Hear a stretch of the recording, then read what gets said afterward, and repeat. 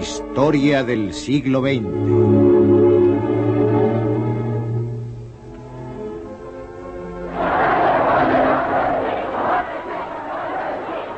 La revolución de un solo hombre, Mao Zedong.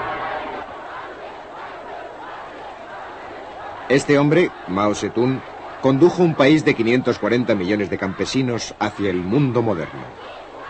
Lo consiguió tras medio siglo de guerras civiles e internacionales. Utilizó una mezcla de nacionalismo y comunismo para mantener al pueblo unido y dirigió el Partido Comunista Chino durante 42 años.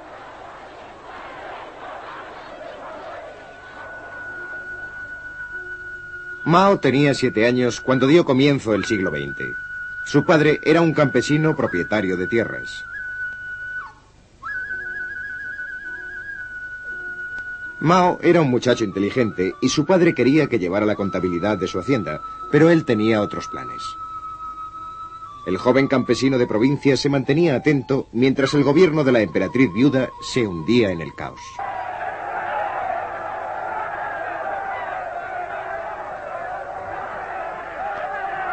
En 1912 se formó el Kuomintang, un partido popular dirigido por Sun Yat-sen. Mao Zedong, primero estudiante, después profesor y posteriormente bibliotecario, estudió historia y política en profundidad. Mao empezó a tomar conciencia de lo mal gobernada que estaba China. La mayoría de sus puertos e industrias estaban en manos de poderes extranjeros. Shanghái, controlado por británicos y franceses, era el mayor de los puertos chinos.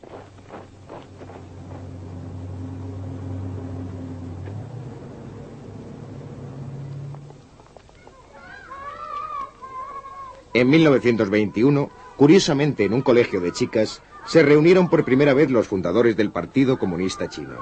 Mao se encontraba entre ellos.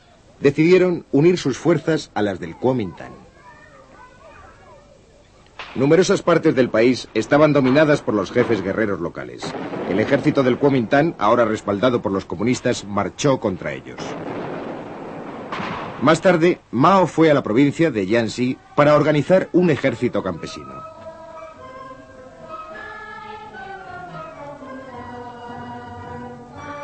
En Jiangxi, Mao confirmó su opinión de que el campesinado era la clave de la revolución en China. En 1927, la campaña del Kuomintang contra los jefes guerreros estaba en marcha. Pero las envidias de los comunistas en el interior del Kuomintang llevaron a una purga que supuso un desastre para estos. En una especie de noche de los cuchillos largos, algunos líderes comunistas fueron asesinados en Shanghái. Mao tuvo la suerte de no encontrarse allí. Algunos comunistas escaparon, refugiándose en las escasas plazas fuertes que aún conservaban. Me gustaría presentarles al presidente del gobierno nacional. El nuevo líder del Kuomintang era Chiang Kai-shek. Larga vida a los 3 principios del pueblo. Larga vida al espíritu revolucionario de la China nacionalista.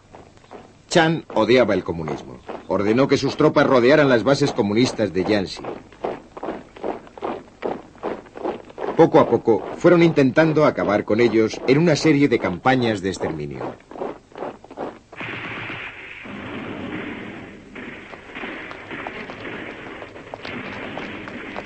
En 1934, Mao se dio cuenta de que su ejército rojo debía luchar o morir.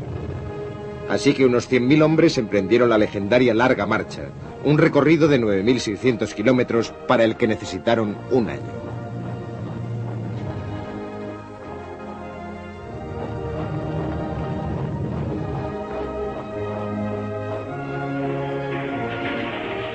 Las fuerzas del Kuomintang hostigaron a los participantes en la marcha. Durante esta, en una ciudad llamada Shunji, Mao fue elegido presidente del Partido Comunista Chino. Entonces, para eludir al Kuomintang, las tropas comunistas se dividieron. Mao condujo uno de los ejércitos.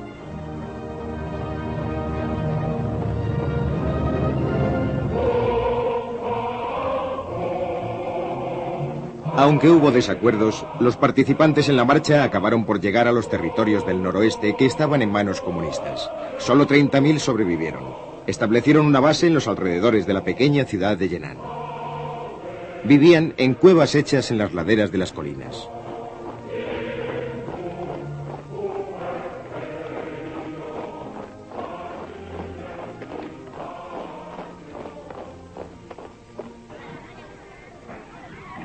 Un joven periodista americano, Edgar Snow, consiguió llegar hasta Mao en Yan'an. Cuando Mao empezó a hablarme de sus planes sobre el futuro de China y la revolución, al principio me pareció un poco fantasioso porque él solo dominaba un territorio muy pequeño y tenía pocos hombres. Pero la forma en que me explicó su programa y sus ideas era tan lógica y convincente que al final acabé pensando que realmente se trataba de un presidente excepcional. Edgar Snow también filmó al ejército de Mao.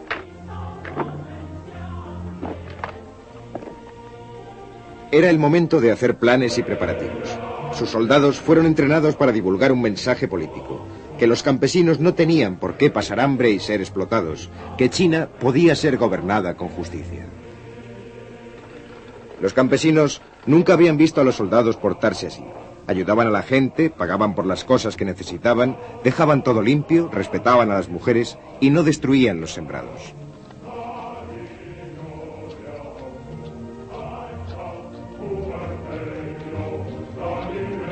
En 1937, Japón empezó una guerra con China. Ahora Chiang Kai-shek y los comunistas se enfrentaban a un enemigo común.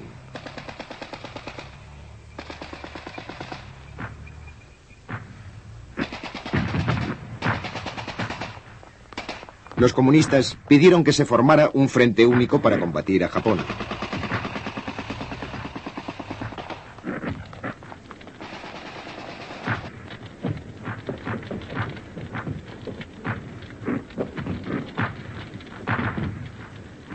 Los americanos y los británicos que apoyaban al Kuomintang pidieron a Chiang Kai-shek que aceptara la capitulación japonesa en 1945. Los americanos intentaron lograr que los comunistas formasen una coalición con el gobierno chino. Pero no se llegó a un acuerdo y estalló la guerra civil.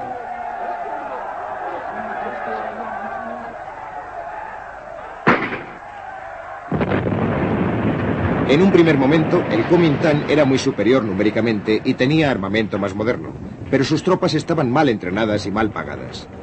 En el verano de 1948, el Kuomintang ya había empezado a perder terreno. Mao eligió a Lin Piao como comandante para planear el ataque final. Unos meses más tarde, el Kuomintang se encontraba en franca retirada. Las tropas restantes se refugiaron en la isla de Taiwán, donde los americanos siguieron prestándoles apoyo.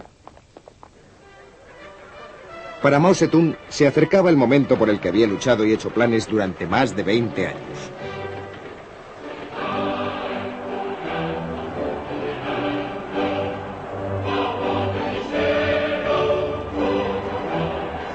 El 1 de octubre de 1949, Mao y sus colaboradores se apostaron en la Puerta de la Paz Celestial de Pekín y Mao proclamó la nueva República Popular China.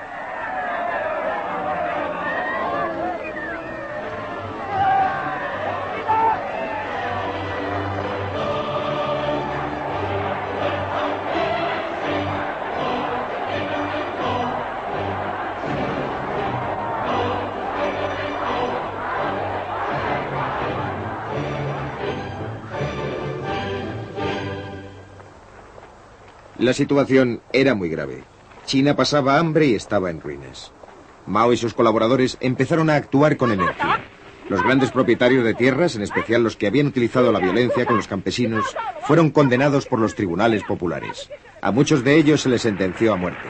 Las escrituras de sus posesiones fueron quemadas y sus tierras se repartieron.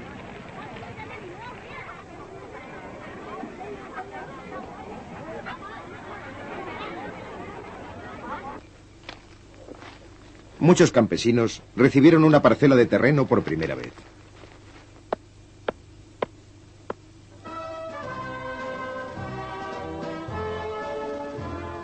En Moscú, Stalin se entrevistó con Mao y le ofreció ayuda. Se envió a técnicos soviéticos para que ayudasen en la construcción de embalses, puentes, fábricas y ferrocarriles.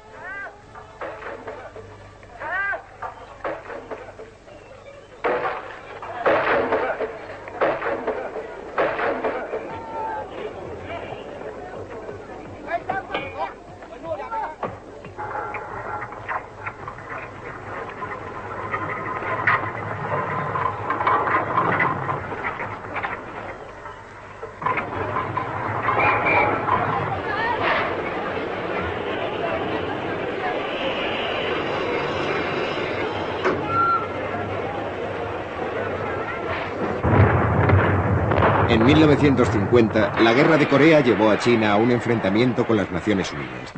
En octubre, las tropas de esta organización condujeron nuevamente a los norcoreanos hasta la frontera china y Mao, a su vez, envió voluntarios a Corea atravesando el río Yalu.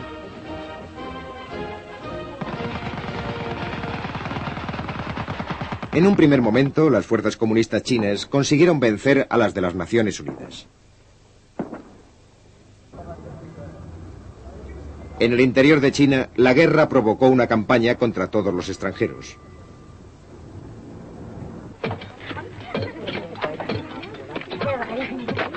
Mao quería estimular a la población para que consiguieran nuevos logros por sus propios medios. A mediados de los años 50 se formaron los colectivos agrícolas. Un colectivo era la unión de las pequeñas propiedades de los campesinos en unidades mayores. Se crearon más escuelas. Los campesinos eran entrenados como soldados a tiempo parcial. Mao tenía confianza en lo que hacía y aceptaba las críticas. En 1957, con el eslogan de que florezcan las 100 flores, pidió a los intelectuales que expresasen su opinión sobre el gobierno. Pero la campaña se le fue de las manos. Mao y el Partido Comunista fueron atacados abiertamente. La campaña de las 100 flores se dio por terminada. En 1958 llegó el gran salto hacia adelante, un enorme esfuerzo para colocar a China al mismo nivel que el industrializado mundo occidental.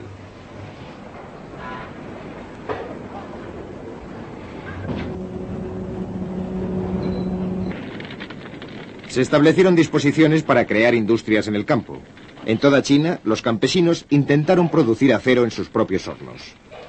Trabaja duro durante 3 años y sé feliz durante 1000, decía el eslogan.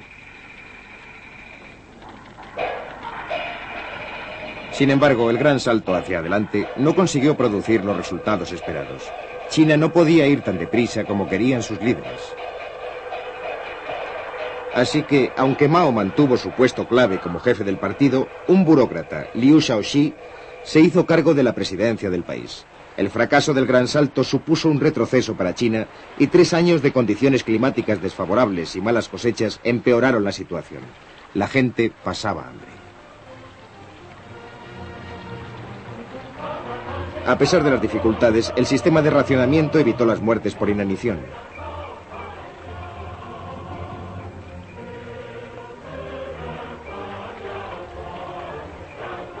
En 1960, Khrushchev visitó Pekín.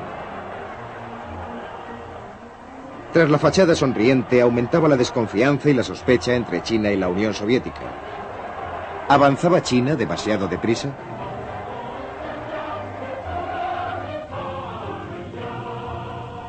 La Unión Soviética rompió la promesa de entregar a los chinos una bomba nuclear.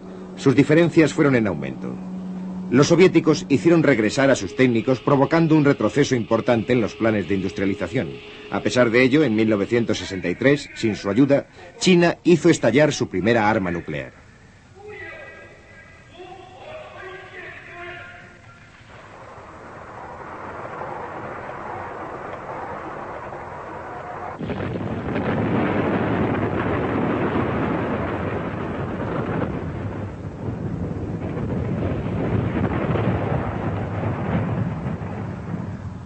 El presidente Mao no estaba contento con el creciente poder de la burocracia china. En 1966 trató de acabar con ella, dando comienzo a una revolución cultural por todo el país. En un pequeño libro rojo expuso sus pensamientos sobre cómo se debía vivir y trabajar. Lin Piao, al que entonces se consideraba futuro sucesor de Mao, habló a miles de jóvenes guardias rojos en Pekín. En nombre de la revolución cultural, se decidió acabar con las instituciones. La esposa de Mao, Jiang Qin, aportó sus propias ideas. Ella deseaba una revolución en las artes. Las escuelas y las universidades cerraron sus puertas. Los guardias rojos llevaron a cabo una violenta campaña contra todo lo que recordase el viejo mundo. Los oponentes de Mao fueron estigmatizados y hechos desaparecer.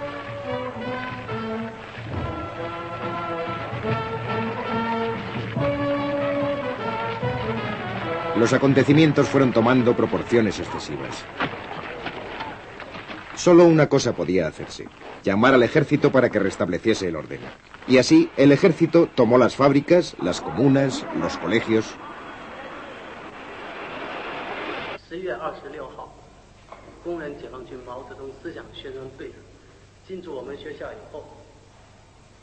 Cuando el caos de la revolución cultural hubo pasado, el objetivo de Mao fue rehacer el país.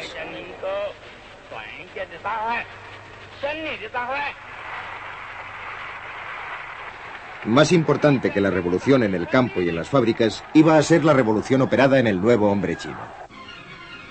Mientras tanto, en el norte, soviéticos y chinos se enfrentaron en los territorios fronterizos. Los líderes chinos veían a la Unión Soviética como una amenaza creciente. Los noticiarios expresaban esos temores. Podemos sacrificar nuestras vidas, pero no podemos perder ni una sola pulgada del sagrado territorio de nuestra patria. De esta forma, China empezó a cultivar las relaciones con otros gobiernos. Y en 1972, el presidente norteamericano Richard Nixon viajó a Pekín, acabando así casi 25 años de hostilidad entre China y Estados Unidos. Por fin, la China comunista ocupó en la ONU el lugar que hasta entonces había ocupado el Kuomintang exiliado en Taiwán.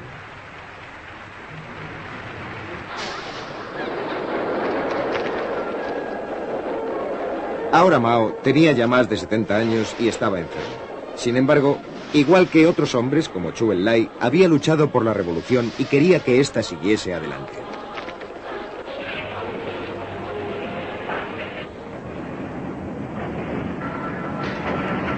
Creía firmemente que la revolución era vital para el proceso de industrialización chino.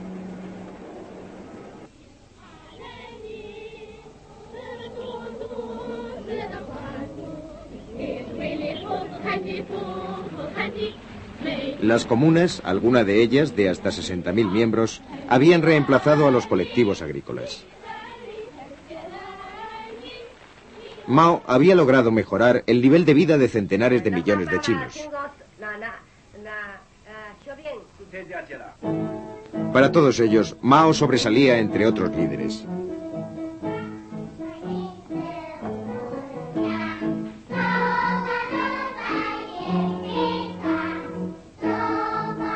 Los pensamientos del presidente eran el tema de las canciones infantiles. Sus escritos políticos eran citados para apoyar cualquier reglamento o ley que el gobierno decidiese dictar.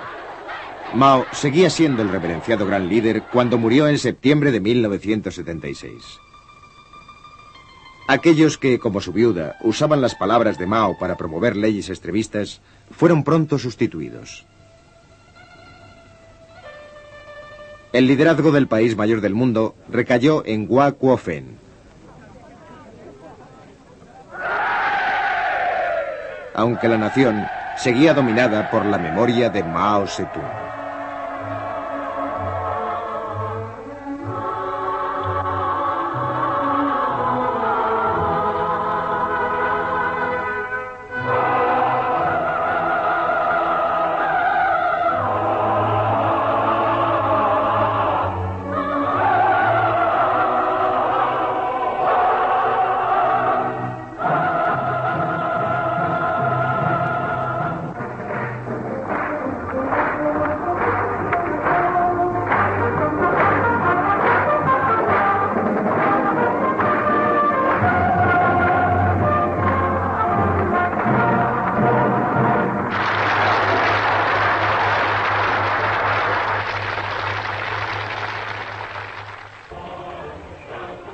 En 1960, Khrushchev visitó Pekín.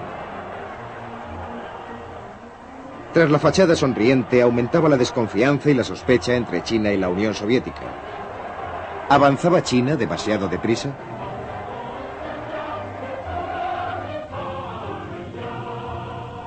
La Unión Soviética rompió la promesa de entregar a los chinos una bomba nuclear. Sus diferencias fueron en aumento. Los soviéticos hicieron regresar a sus técnicos, provocando un retroceso importante en los planes de industrialización. A pesar de ello, en 1963, sin su ayuda, China hizo estallar su primera arma nuclear.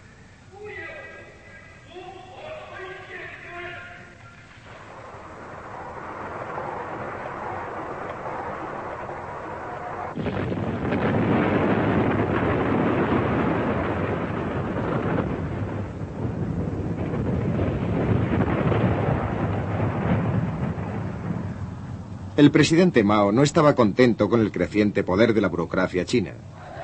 En 1966 trató de acabar con ella dando comienzo a una revolución cultural por todo el país. En un pequeño libro rojo expuso sus pensamientos sobre cómo se debía vivir y trabajar. Lin Piao, al que entonces se consideraba futuro sucesor de Mao, habló a miles de jóvenes guardias rojos en Pekín. En nombre de la revolución cultural, se decidió acabar con las instituciones. La esposa de Mao, Jiang Qin, aportó sus propias ideas. Ella deseaba una revolución en las artes. Las escuelas y las universidades cerraron sus puertas. Los guardias rojos llevaron a cabo una violenta campaña contra todo lo que recordase el viejo mundo.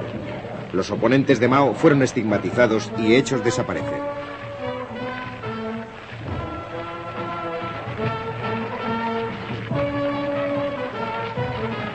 Los acontecimientos fueron tomando proporciones excesivas.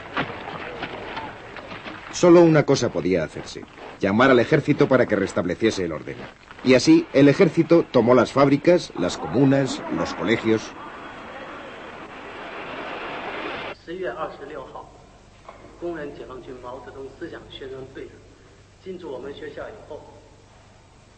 Cuando el caos de la revolución cultural hubo pasado, el objetivo de Mao fue rehacer el país.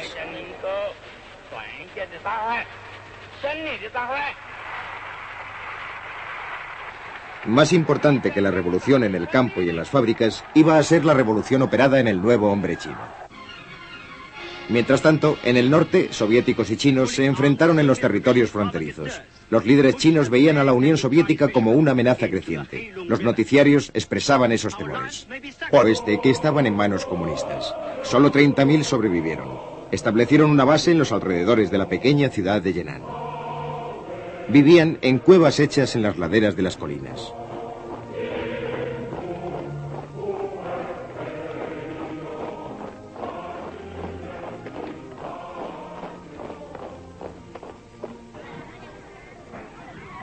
Un joven periodista americano, Edgar Snow, consiguió llegar hasta Mao en Yenan.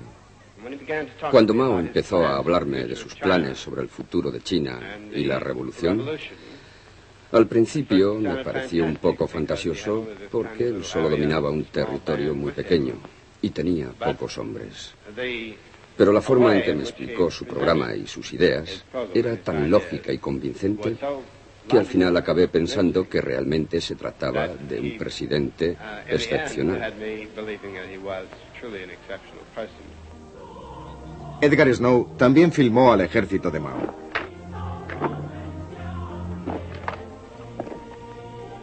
Era el momento de hacer planes y preparativos. Sus soldados fueron entrenados para divulgar un mensaje político: que los campesinos no tenían por qué pasar hambre y ser explotados, que China podía ser gobernada con justicia.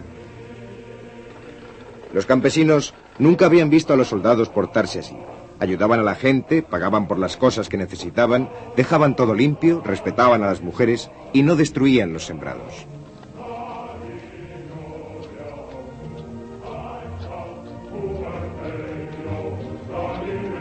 En 1937, Japón empezó una guerra con China. Ahora Chiang Kai-shek y los comunistas se enfrentaban a un enemigo común.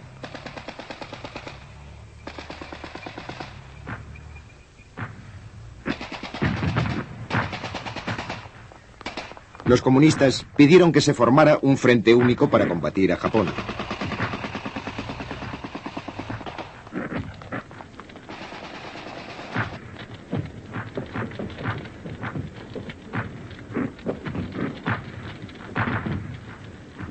Los americanos y los británicos, que apoyaban al Kuomintang, pidieron a Chiang Kai-shek que aceptara la capitulación japonesa en 1945.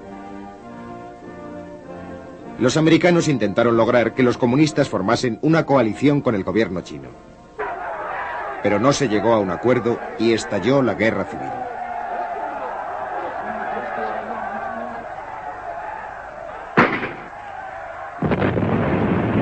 En un primer momento, el Kuomintang era muy superior numéricamente y tenía armamento más moderno, pero sus tropas estaban mal entrenadas y mal pagadas. En el verano de 1948, el Kuomintang ya había empezado a perder terreno. Mao eligió al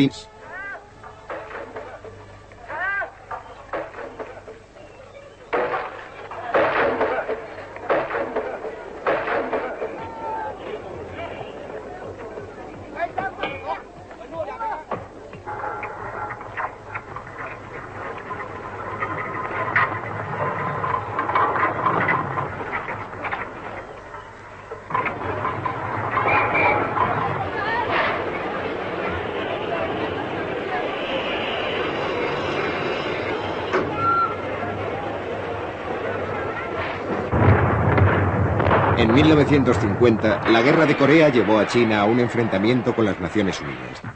En octubre, las tropas de esta organización condujeron nuevamente a los norcoreanos hasta la frontera china y Mao, a su vez, envió voluntarios a Corea atravesando el río Yalu.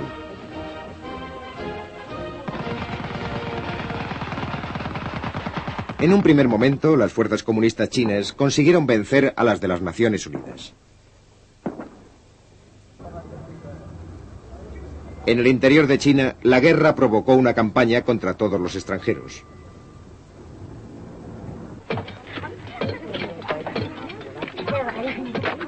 Mao quería estimular a la población para que consiguieran nuevos logros por sus propios medios. A mediados de los años 50 se formaron los colectivos agrícolas. Un colectivo era la unión de las pequeñas propiedades de los campesinos en unidades mayores. Se crearon más escuelas. Los campesinos eran entrenados como soldados a tiempo parcial. Mao tenía confianza en lo que hacía y aceptaba las críticas. En 1957, con el eslogan de que florezcan las 100 flores, pidió a los intelectuales que expresasen su opinión sobre el gobierno. Pero la campaña se le fue de las manos.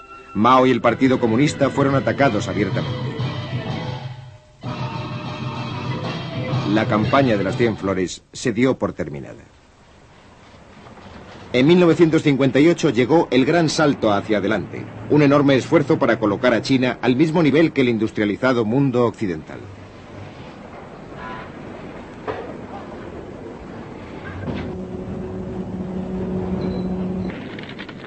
Se establecieron disposiciones para crear industrias en el campo. En toda China, los campesinos intentaron producir acero en sus propios hornos. Trabaja duro durante 3 años y sé feliz durante 1000, decía el eslogan. Sin embargo, el gran salto hacia adelante no consiguió producir los resultados esperados. China no podía ir tan deprisa como querían sus líderes. Así que, aunque Mao ayudaban a la gente, pagaban por las cosas que necesitaban, dejaban todo limpio, respetaban a las mujeres y no destruían los sembrados.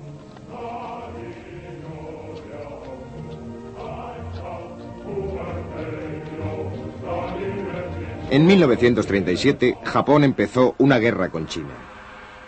Ahora Chiang Kai-shek y los comunistas se enfrentaban a un enemigo común.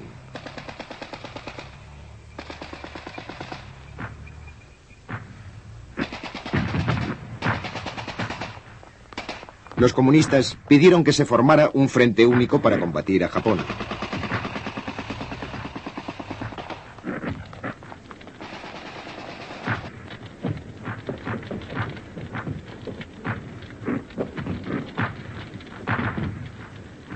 Los americanos y los británicos, que apoyaban al Kuomintang, pidieron a Chiang Kai-shek que aceptara la capitulación japonesa en 1945. Los americanos intentaron lograr que los comunistas formasen una coalición con el gobierno chino. Pero no se llegó a un acuerdo y estalló la guerra civil.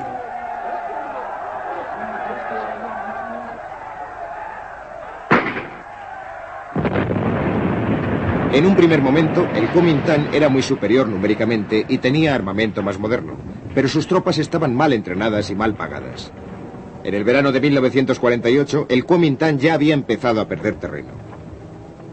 Mao eligió a Lin Piao como comandante para planear el ataque final. Unos meses más tarde, el Kuomintang se encontraba en franca retirada. Las tropas restantes se refugiaron en la isla de Taiwán, donde los americanos siguieron prestándoles apoyo. Para Mao Zedong se acercaba el momento por el que había luchado y hecho planes durante más de 20 años.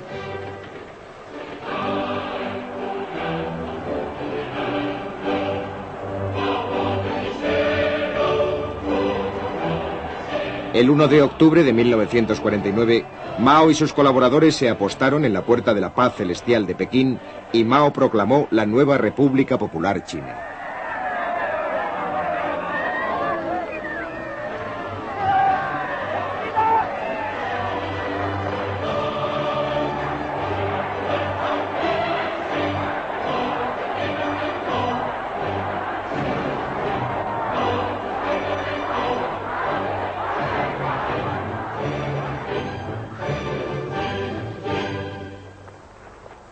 La situación era muy grave.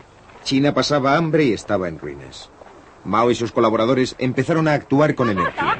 Los grandes propietarios de tierras, en especial los que habían utilizado la violencia con los campesinos, fueron condenados por los tribunales populares. A muchos de ellos se les sentenció a muerte. Las escrituras...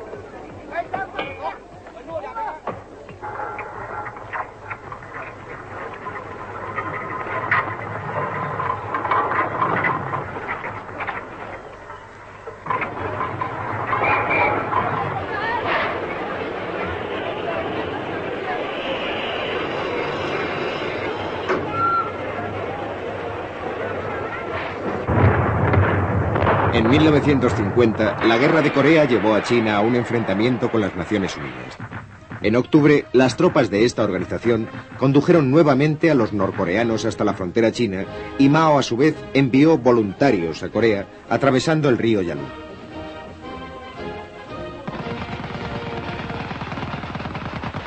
En un primer momento, las fuerzas comunistas chinas consiguieron vencer a las de las Naciones Unidas.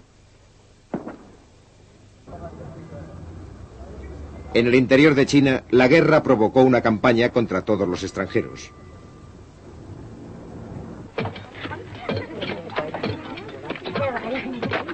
Mao quería estimular a la población para que consiguieran nuevos logros por sus propios medios. A mediados de los años 50 se formaron los colectivos agrícolas. Un colectivo era la unión de las pequeñas propiedades de los campesinos en unidades mayores. Se crearon más escuelas. Los campesinos eran entrenados como soldados a tiempo parcial. Mao tenía confianza en lo que hacía y aceptaba las críticas. En 1957, con el eslogan de que florezcan las 100 flores, pidió a los intelectuales que expresasen su opinión sobre el gobierno. Pero la campaña se le fue de las manos. Mao y el Partido Comunista fueron atacados abiertamente. La campaña de las 100 flores se dio por terminada. En 1958 llegó el gran salto hacia adelante, un enorme esfuerzo para colocar a China al mismo nivel que el industrializado mundo occidental.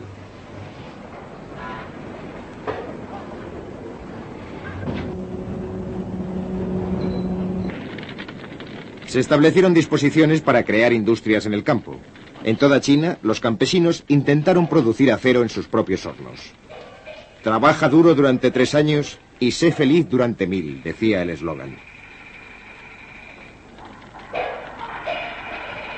Sin embargo, el gran salto hacia adelante no consiguió producir los resultados esperados.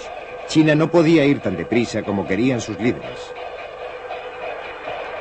Así que, aunque Mao mantuvo su puesto clave como jefe del partido, un burócrata, Liu Shaoxi, se hizo cargo de la presidencia del país. El fracaso del gran salto supuso un retroceso para China y 3 años de condiciones climáticas